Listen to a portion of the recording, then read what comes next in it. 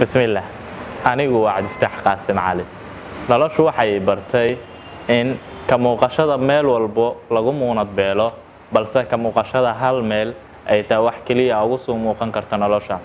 waxaan rabaa inaan ku sheego haddii aad ku fekerayso in noloshan wax noqoshadeeda ay ku xiran tahay inaad meel walba dhex taagnaato waa qaacido been aad ka dhaadhicisay sababtoo ah marka aad xoogaaga caqligaaga kartidaada awooddaada iskugu geyso inaad hal wax noqoto way ka micno macaani qurux badan tahay marka awooddaada kala firaarnaysa meel kala duwan markii laga hadlayo xirfadda dad la hadalka ayaa waxa la dhahaa al-halul qawf hiya al-mawajah like halka cabsida dadka hor hadalka waxay ku jirtaa in la wajaho hadaa rabto inaad wax noqotana waxa u baahan tahay waxa rabto inaad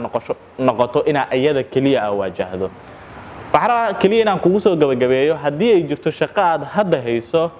shaqadaasna aad jeceshahay hambalyo haddii aadan jecleenna hadda jeclow sababtoo ah waxa aad jeceshahay ayaa miro qurux badan iyo guul qurux badan aad ka keenaysaa meel ka buuqo ama ka maqnow meel walba ka muuqo waa lagu muunad beelaa